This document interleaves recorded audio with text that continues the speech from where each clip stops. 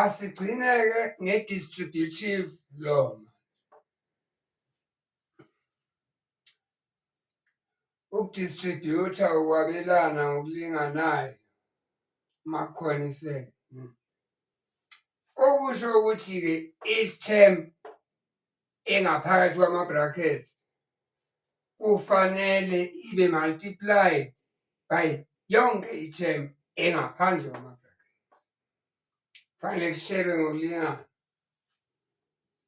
Asibone nayo i-example. Ngino-A ngaphandle kwama-brackets, ngino-B plus C phakathi kwama-brackets.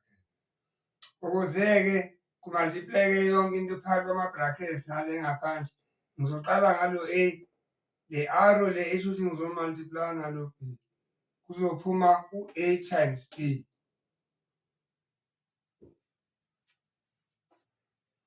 Bese ngiyaphinda futhi.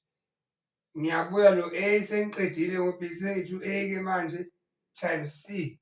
Phuma u-A times C. Bese-ke ngiyakusimplifaya. Lo u-AB, lo u-AC.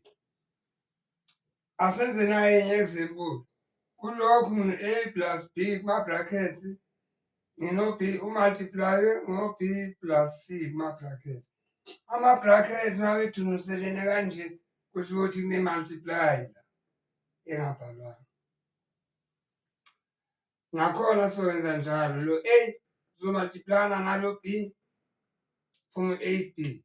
Aphinde ayomultiplayana naloya C, phuma u-AC. Bese siza ngo-B lo. Naye uzomultiplayana nalo B, phuma u-B times B.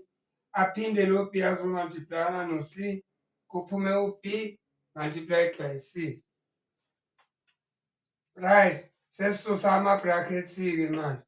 A times B u-AB, A times C u-AC, B times B u-B square, B times C u-BC. Sesi-expandile-ke akusekho bracket elikhona la ku-final answer yethu.